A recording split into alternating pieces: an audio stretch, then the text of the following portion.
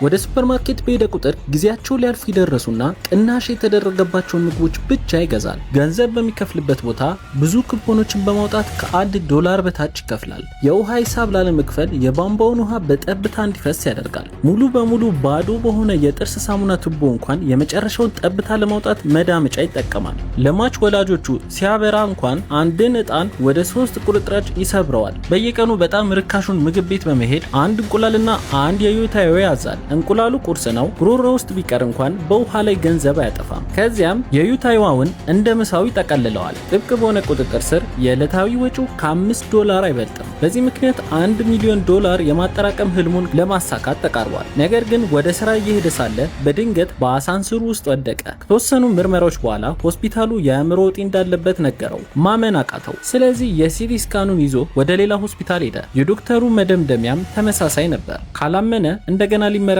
ይችላል። ነገር ግን ወጪው ከመጀመሪያው ሆስፒታል የበለጠ ነበር። ስለዚህ በዚህ መዘግየት ምክንያት ወደ መጀመሪያው ሆስፒታል ተመለሰ። እጢው አድጎ ነበር። ዶክተሩ ለመኖር 10 ቀናት ብቻ እንደቀሩት ገመተ። ይህንን ሲሰማ በጣም አዘነ። ለመኖር 10 ቀናት ብቻ ቢቀሩት ምን ያደርጋል? ቤቱን በግማሽ ዋጋ ሸጠ። ሁሉንም 1 ሚሊዮን ቁጠባዎችን አወጣና ከድሮ ጓደኞቹ ጋር ህይወቱን ለመደሰት ወጣትነት የተሞላበት ቃል ኪዳን ለመፈጸም ወሰነ። በጣም ውድ በሆነ ሆቴል አረፈና በህይወታቸው ቀምሰውት የማያውቁትን የተለያዩ ምግቦች አዘዙ። ከዚያም የቅንጦት መኪና በጥቂት ሺህ ብር ተከራይተው ተዘዋወሩ። እናም በጨዋታ ማዕከል ለመጫወት ሙሉ ጋሪ ጄት ገዙ። ወደ ከፍተኛ ደረጃ ክለብ ሄደው በመቶዎች የሚቆጠሩ የውድ መጠጥ ጠርሙሶች አዘዙ። መጨረስ ስላልቻሉ የሰራተኞች መጠጥ እንኳን አብረዋቸው እንዲጠጡ አደረጉ። በመጨረሻም ወደ ቀብር አፈጻጸሙ ሄዶ ለራሱ ትልቁን የመቃብር ቦታ ለመምረጥ የመጨረሻውን ገንዘብ አውጥቶ በህይወት እያለ የሟች ሜካፕ አገልግሎት አገኘ። ያጠራቀመውን ምግብ በሙሉ እንዳይባክን ወደ ቤቱ ተመልሶ